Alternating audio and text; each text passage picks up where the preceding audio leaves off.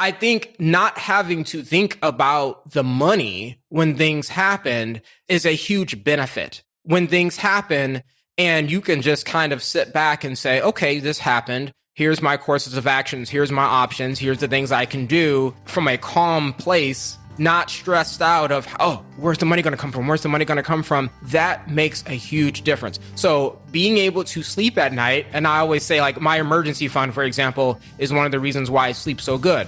Welcome to the Midland Money Mindset. This is a podcast that's all about getting your mind right when it comes to all things money. In every episode, we go deep with engaging guests who provide tangible takeaways and a whole lot of joy along the way. I hope you enjoy these conversations as much as I enjoyed having them. Let's dive into today's show.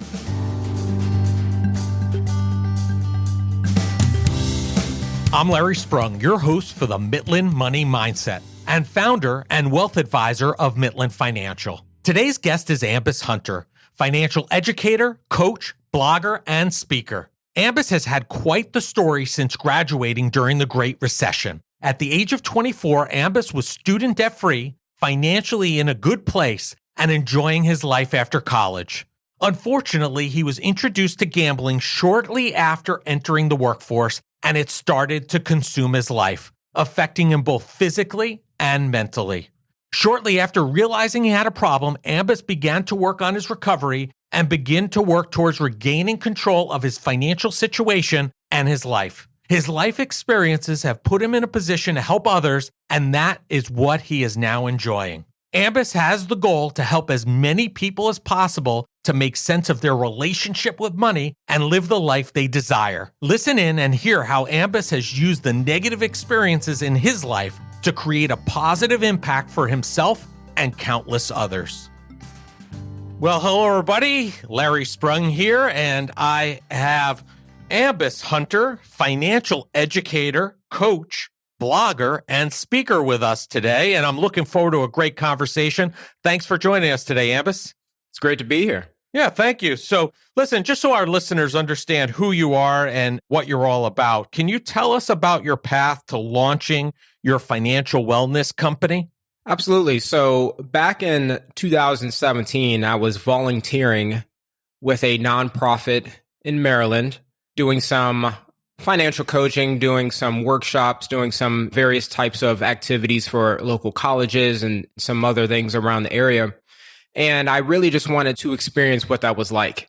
You know, I had been informally helping people with money pretty much the bulk of my adulthood. So volunteering in the community seemed like the next step to see like, okay, let's do this at a larger scale, see how I feel about it.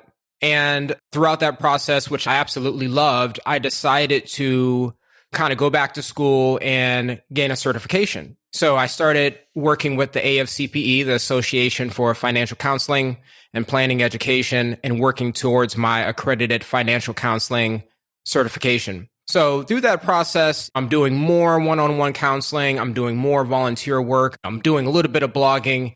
And I kind of have that moment where I think, okay, let me take this now to the next level and see what I can do as me, the individual. So started an official blog, started doing some presentations for some different organizations, and really just started getting at it as far as what could I build as my own financial education company. And that includes, as you mentioned, blogging, speaking engagements, one-on-one coaching, and I hope to start doing some courses as well in the future. Great.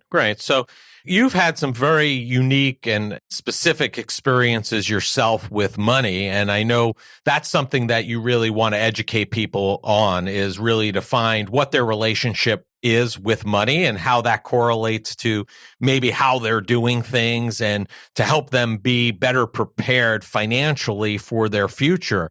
How have your experiences with money affected you and brought you to where you are today? Well, I like to tell people that my first experience with money was actually through my parents. And I was fortunate to grow up in a home where experiences were valued. So my parents, who, they high school educated, they grew up in a time where there weren't a lot of opportunities. So they had to learn about money kind of the hard way, Right. the old fashioned way. And through their experiences, they imparted on us a lot of those life lessons. So, saving money and having an emergency fund and working, but being able to use your money to do the things that bring you satisfaction and joy. So growing up in that type of household, that was really kind of setting the foundation for my relationship with money, which was earn money, save money, but also be able to enjoy money and do the things that bring you happiness. So as I kind of built on that foundation, as I got older, went off to college and was able to land a pretty good job within the federal government, and things were going well. And after a couple of years, I stumbled upon a gambling addiction. And that was probably one of the key moments of my life, having this gambling addiction, kind of going through the turmoil of that and seeing the negative impacts it had on my life, had on my relationship with money, had on my health, physical health, mental health, my outlook, what it was doing to my career. And recovering through that, battling through that and recovering through that is what started really solidifying my money mindset and the importance of having a strong relationship with money and not just earning money and spending it or being disconnected, but really having an intentional thought process, an intentional approach to money. It was through that gambling addiction. So that was one of the key elements. And after I had that mindset shift, I think my whole thought process with money kind of accelerated after that point. So I started living with multiple roommates. Of course, this was younger. I was in my mid-20s. So I had multiple roommates. I was saving money. I was aggressively investing money. And I was really able to see the benefits of short-term sacrifice and long-term results. So living with roommates for 4.5 years, saving all that money that I was saving in rent, investing a lot of the money that I was able to save on rent, that put me in a position to where after a few years, I'm in a position to buy a house. I'm in a position to where now I am so financially strong. I'm looking at, what would early retirement look like? All of those moments throughout my timeline started and really solidified my view of money and my views of what money can do for me when I go about it in an intentional and a thoughtful and a healthy way. Right. Was there anything in your background where, with the relationship with money, where others that you saw had an issue with gambling that you kind of took that in from? Or was that something just new and unique to you and your facts and circumstances? I knew some individuals in my family that scratch offs or playing the lottery. That's something I grew up seeing, but it certainly didn't appear to be a problem. Right. When I kind of got mixed up in that, it became a problem. Very quickly became a problem. Yeah, and it's good that you noticed it. You were able to get on the right path and start working in the right direction to recovery, because there are so many people that don't get that opportunity or have the ability to make that transition, and it becomes very difficult. And like you said, not being financially stable and having an addiction, even like gambling, causes so many other ramifications that people don't think about. It's not just a money thing, it's a health, it's a mental, it goes through your whole being, if you will. And it's a good thing. And I appreciate you sharing your story and getting back on the right path. And I know that it's something that you have to continue to work towards forever, because it's something that you don't want to move back towards, I would imagine, at this stage, since you've kind of put it behind you to some degree at this point. Absolutely. And you hit on a lot of important parts as far as the negative impacts a gambling addiction can have on you. And it's one of those things where when you're going through it, you don't see it. Right. You're feeling it. And I think when I was, if I can try to put myself back in that moment, I was noticing I was no longer taking care of myself in the right way. I was noticing I was distracted at work. I was noticing just a general disconnection from life. My mind was preoccupied with gambling. And I slightly felt that. But like most problems, when you're in it, you seem to think, oh, no, it's not that bad. Right. I can get through this, or I can stop anytime. Did you come to the realization all by yourself, or did you have outside influences that kind of alerted you, say, hey, Ambus, you have an issue here. You got to look a little deeper. Were you having those outside forces kind of having you question also to get on the right path as well? So I did something that I would never recommend someone do if they're going through gambling addiction or any type of addiction. I did not share that with anybody. Well, I take that back. I had one friend who knew I was gambling and knew I was, especially when I was hitting my downward spiral and losing, he was kind of aware that things were not going as well as they were in the beginning when I was winning a lot, but he did not know the extent of it. It's kind of, I joke about this about myself. It's the pro and the con of me. I like handling my own problems. Right. But the con is I like handling my own problems. Right. So I can be very stubborn and sometimes only want to deal with issues on my own when really there could have been opportunities to talk to others about it. So no one really around me, as far as my immediate family or anyone, really observed anything that was going on. Matter of fact, my immediate family didn't even know I had a gambling addiction until I started blogging about it. And I started putting it out there and talking to people about it on more of a public scale. So it was my own realization that things were not going right. And I did have a couple of, I call them splash of water in the face type of moments where you kind of realize, whoa, I've gone too far. Yeah, I mean, I think that there's always, when you have an addiction or something like this, there's always that one thing or that one event that kind of helps you realize that you have an issue and you need to change. What was that thing for you that kind of was that splash in the water? Say, whoa, I got an issue here. I got to start working on this because this is not going to be a good long-term path for me. Well, when I was going through this addiction, this would have been fall of 2011, right? So I had just turned 25. And after a spring and summer of winning thousands and thousands, I was really hitting a downward spiral and I was burning through my savings. In fall 2011, I had burned through all the money I'd made from gambling. And then I started burning through my savings. So here I am on like my last, I might have had like another $1,000 to my name. And I started receiving these phone calls. Yeah, and you know, it's like today, when you're receiving phone calls from a number you don't recognize, what do you typically do? You're like, oh, this is probably spam. This is probably those car warranty people, whatever. Right. You know, that's what we would think now. Back in 2011, that necessarily wasn't the scam of the day. Not as prevalent, right? Not as prevalent, but still I'm receiving a phone call that I don't recognize. And this is going on for days. I'll never forget this. I was sitting at work one day and I see my phone ringing again. And I'm like, oh, there's that number calling again. And something told me to answer the phone. So I answer the phone and it's Walmart credit card services telling me that I had not paid my credit card bill. And as weird as that sounds, that was the moment where I realized I had a problem because for all of my life, I had never been late on a bill. I had never forgotten to pay a bill. I was very on top of my money. Again, back to those lessons I learned from my parents. So kind of hearing from the credit card company, oh, by the way, you have not paid your bill, it kind of snapped me back to reality that I had lost myself. Right. And I was losing track of the days. I had no idea what day it was because I was gambling every other day at this point as I'm burning through my savings. So it was that phone call that kind of saved me and kind of brought me back to reality that I've lost myself. Things have gone too far. And if I don't course correct, I'm going to end up burning through everything else I got. Right. And as weird as that sounds, I am very thankful that happened because who knows how long I may have continued to go on. Well, it's a good thing you answered that phone call and it wasn't the warranty people, I guess you could say.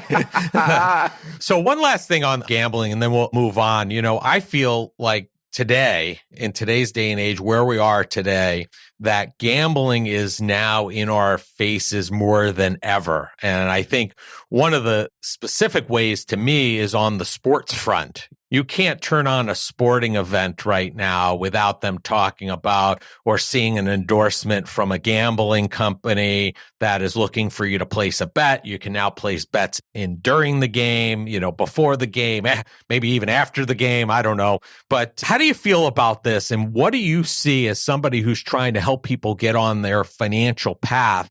What do you see the potential impact on our youngsters who are growing up in this environment and obviously are going to have potentially a different relationship with money because of these outside forces that they're constantly hearing about? You're right. And gambling is expanding. Where I'm at, even in Baltimore, the Horseshoe Casino, I remember when that was being built. Mm-hmm. And casinos, especially, are typically framed to the general public as it's revenues for the city and creates jobs and all these great things. And I think the negative side of gambling is hidden in our society. We have the lottery, we have, the scratch off. All these things are very socially acceptable. Sports betting, like you said, very socially acceptable to get involved with these types of things. And I am of the mindset that, honestly, I'm not anti-gambling. I'm not anti-casinos. I feel like people should be able to have whatever form of entertainment they want to do. That's not really a problem for me. I do think, however, the exposure and the social acceptance of it can become a problem because it can start normalizing these types of things. And to your point, as far as our youth growing up where that is so much in their face, I think time will tell what impact that has. I don't think we yet have enough information because it hasn't been around like the prevalent sports betting. There's always been sports betting, but as far as how accessible it is right now on your phone, the apps that you can download, that in a time we haven't experienced anything like this before. So I think it's interesting from a historical perspective to see kind of what will happen.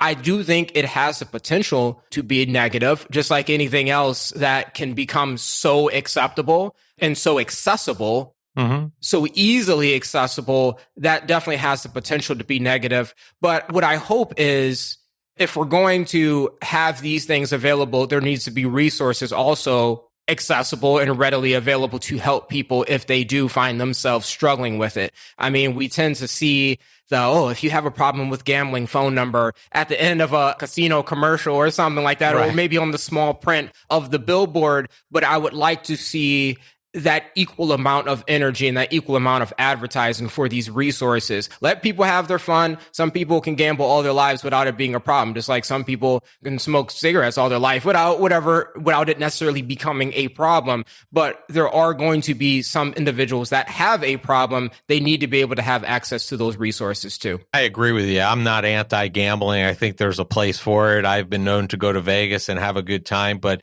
as well, just like anybody else, I don't have that mindset or that gene or, inherent concern where it would turn into a problem for me.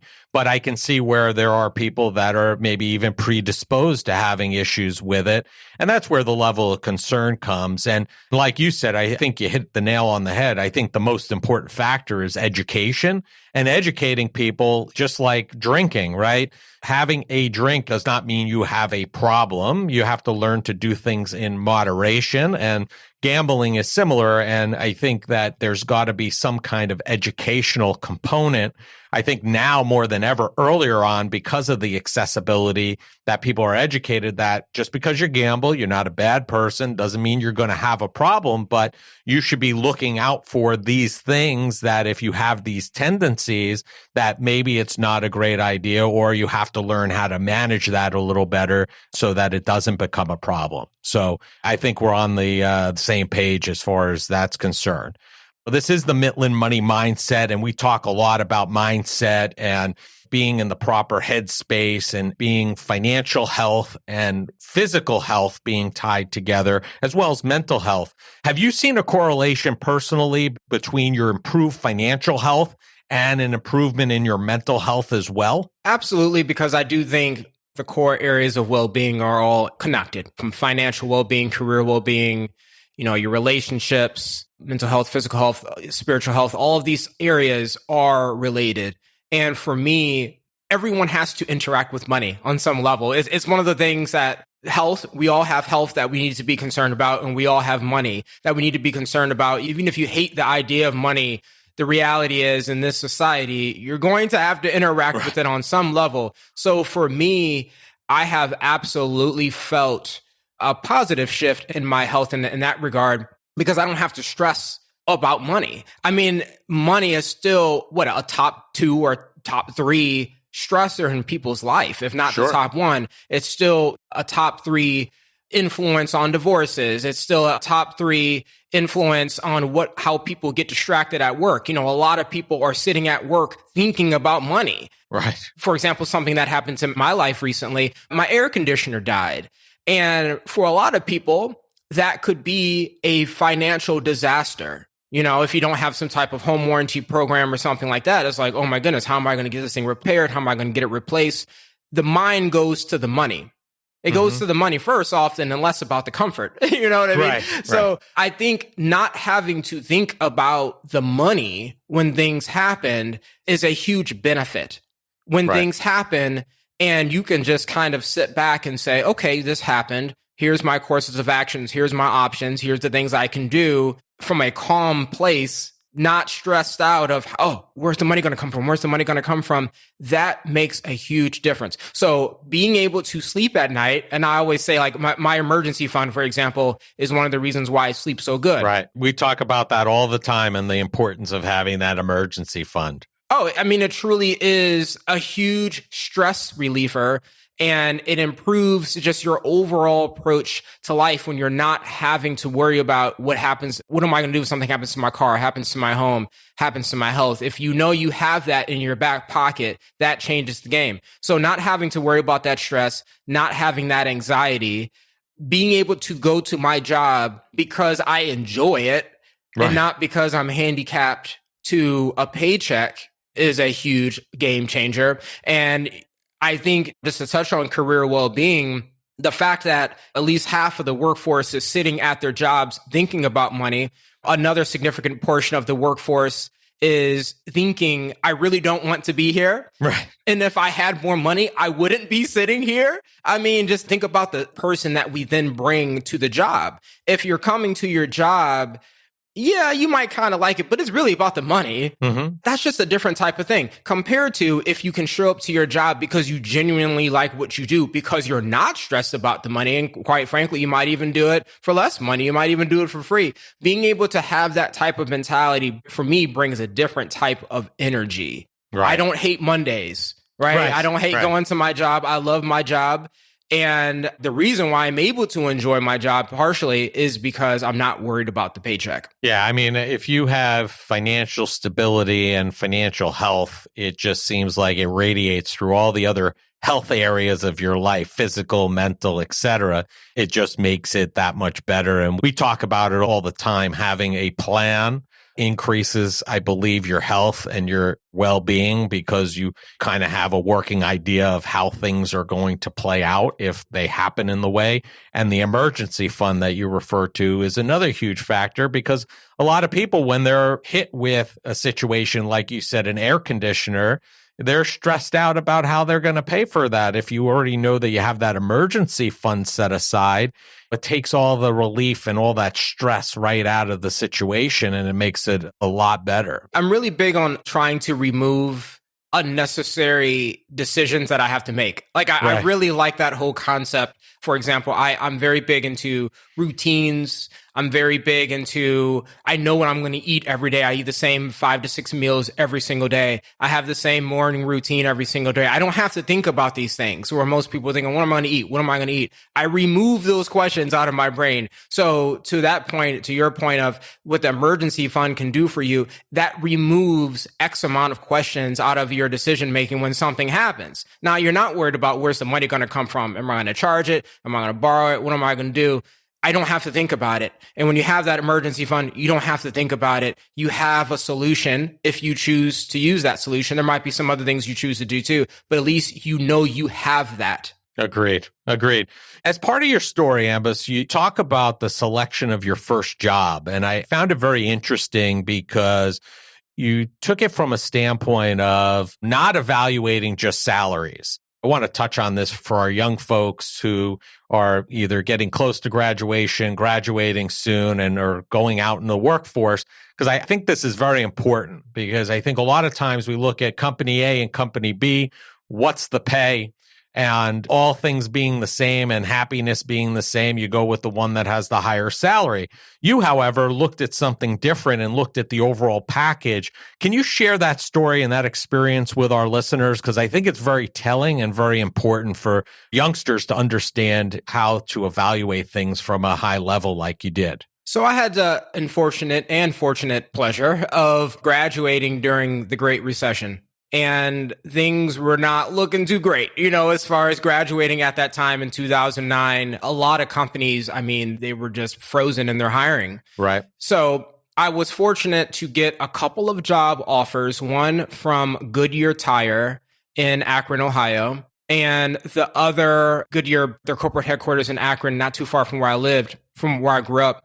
And Wright Pat Air Force Base, which was going to be a civilian logistics position supporting the United States Air Force. And the Goodyear Tire position, I believe it was going to start me around $52,000. Right. Which I don't know what that would be in today's money. But at that time, graduating from undergrad, $52,000 was a good chunk of change in 2009. Yeah, especially during that time period, for sure. Absolutely. Right. The position with Wright Pat Air Force Base, working for the Department of Defense and United States Air Force, I believe that was starting around $38,000. So there was a good $14,000 pay difference. Right, almost 30%. Oh, yeah. And it was, again, I'm graduating college, and you tend to want to make the most amount of money as possible after I had spent the last 5 years, pretty much being a broke college student. Right. So my initial reaction was, I'm going to take the money. I'm going to go with Goodyear, paying more. Goodyear Tire, great company, legendary company. I'll be up in the corporate headquarters. This will be great. But as I started dissecting the long-term view of both positions, and the long-term view of the Air Force, the government job, while it had a lower salary, they had a promotion training plan. So they had this program where if you do what you're asked to do, you're going to get 3 promotions each year. There's going to be travel involved, and I love to travel. Right. They will pay for your master's. So as I just started looking at, yeah, it's a lower salary out the gate, but this has some real potential if I hang in there. Not to mention the job security of working for the federal government, which it was significant then, it's still significant now. Right. And so as I just started looking at both paths, it really seemed clear to me that I would need to take the short-term sacrifice of getting paid $14,000 less in order to have the job security, the growth potential, the travel opportunities, the educational opportunities that the Air Force position with the government would provide me. That was in 2009. I have absolutely fulfilled and been able to do all of those things and more with the federal government. So I have no regrets of taking the path of the lesser amount of money, because I truly do feel like, as I'm still now employed by the federal government going into my 12th year, it was the right decision that 100% set me up for career success and financial success, retirement matching, and all those types of things that come with the government, the benefits, all of these things. It was so worth it. Yeah, I think to me, the important factor here is that the federal government, was able to lay out a path for you in a way that you were able to see what you were able to achieve in even a short tenure with them.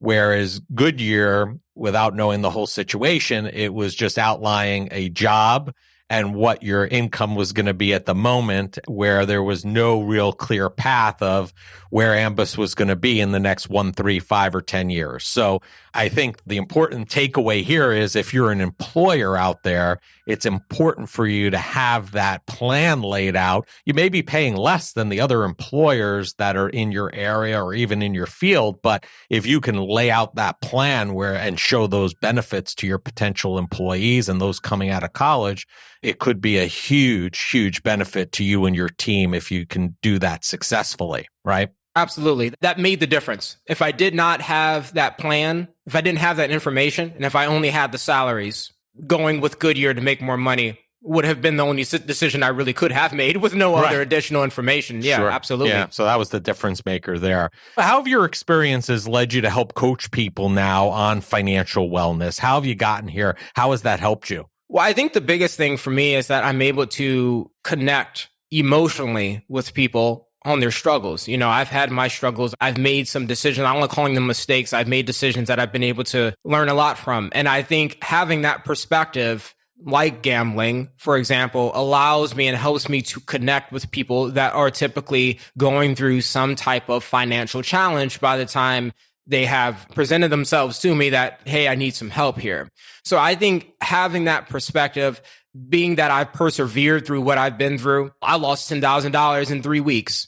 You know, when I was 25, being able to spend the following 10 months saving $20,000, that gave me a world of experience in budgeting, in what it took for me to pick up a couple of part-time jobs in addition to working full-time, the mindset that I needed to have, the strength. I can't tell you how many nights I laid up during that time wishing I was out having fun or doing this or doing whatever. I would have much rather been doing something else, but I was on a plan, right? So I think having that perspective allows me to pour into the people I work with from that perspective, which is a great benefit to them. That is a huge benefit. I also think I have a strong understanding of how values and thoughts and your feelings can influence your behaviors with money. And I think a lot of times when it comes to personal finance and health is that we tend to want to start from the behavior, how to budget, or what's the hot stock, or as it pertains to health, what's the best exercise that's going to get me the body I want? We love in society, in books and media, they feed this too. We love to start from the action, but there are so many things that have to be in place before any behavior can stick. And I know you know that. So you have to be getting into your thoughts and getting into your feelings and start analyzing your experiences and your past and your personality and how all these things are affecting how you think about anything. Being that I have lived that and I feel like I have a thorough understanding of that, that helps me with others because most people need that reminder sometimes that you can't start at the behavior. So that definitely helps. Yeah, I agree. And so what I want to do is leave people with some actionable items today, right? So what are 3 things that people could implement today that would be easy for them to implement and would put them on a better financial path?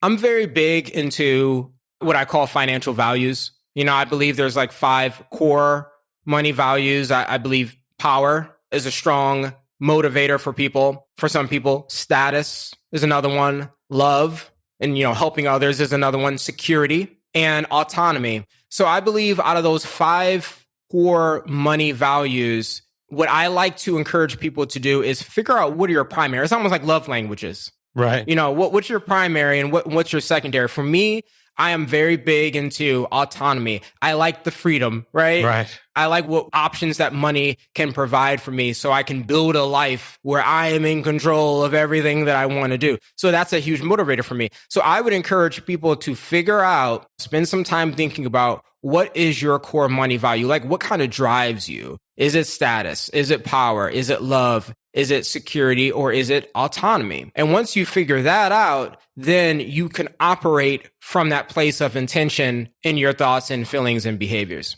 So I would say that.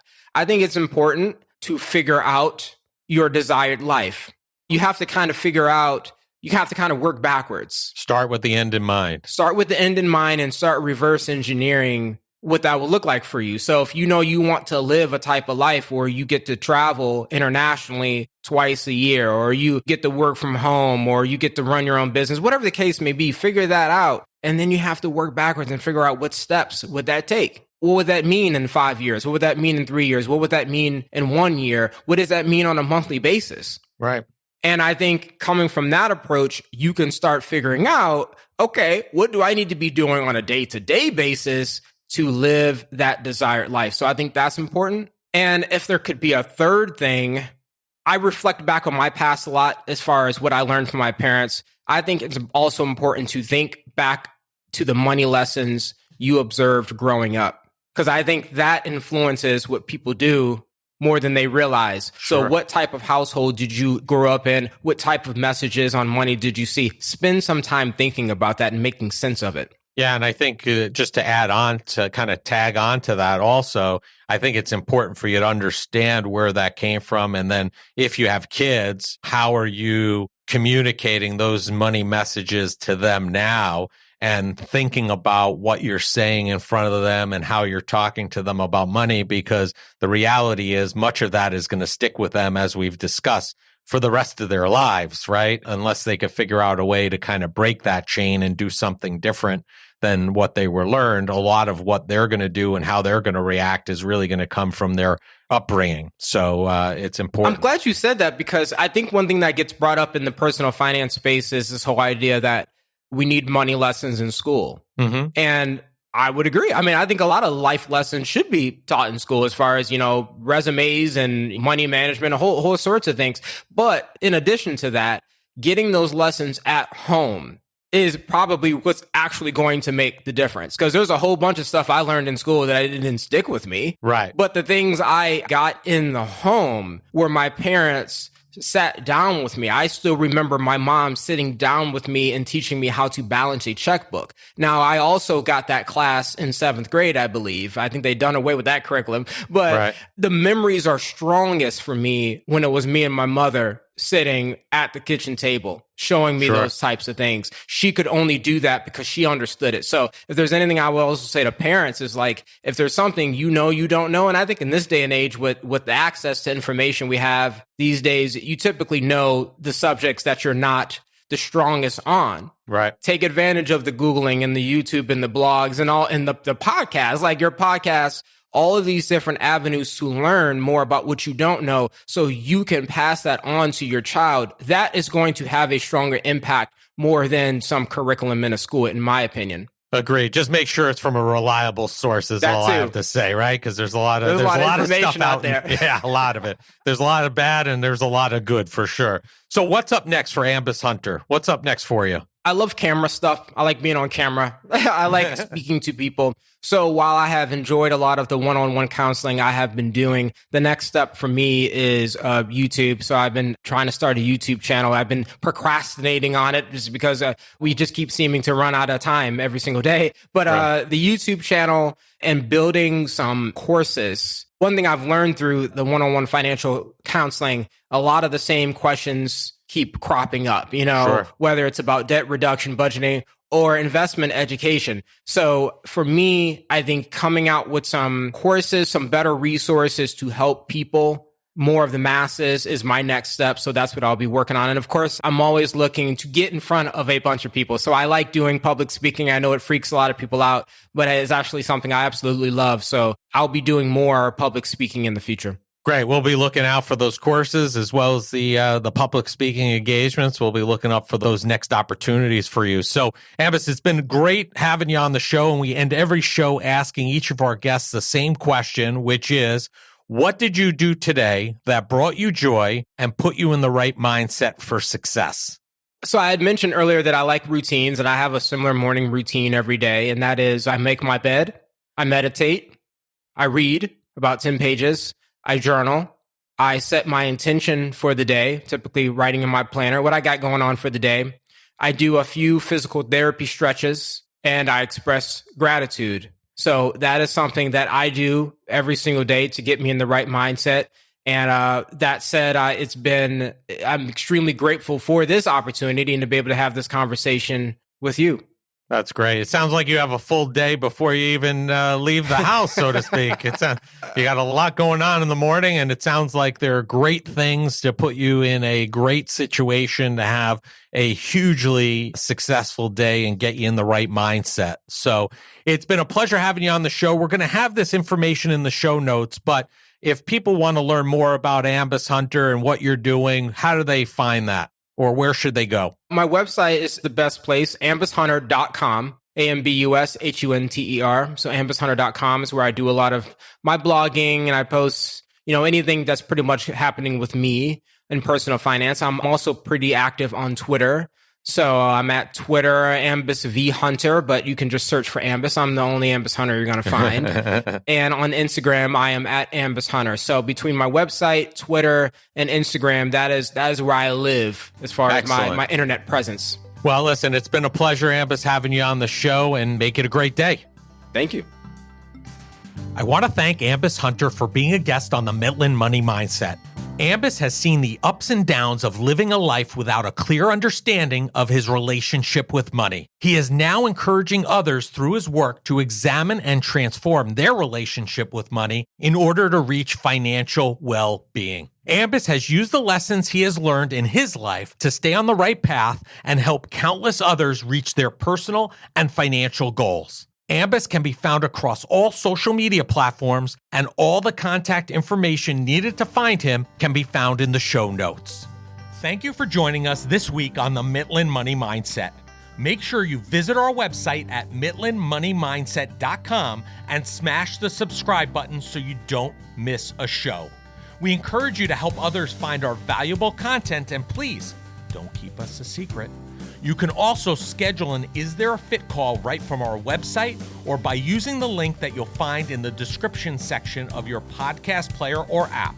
And be sure to join us for our next episode to learn more about getting your mind right when it comes to all things money. The opinions voiced in the Midland Money Mindset Show with Lawrence Sprung are for general information only and are not intended to provide specific advice or recommendations for any individual. Past performance is no guarantee of future results. All indices are unmanaged and may not be invested into directly. Investing involves risk, including possible loss of principal. No strategy ensures success or protects against loss. To determine what may be appropriate for you, consult with your attorney, accountant, financial or tax advisor prior to investing. Investment advisory services offered through CWM LLC, an SEC-registered investment advisor. Guests on the Midland Money Mindset Show are not affiliated with CWM LLC.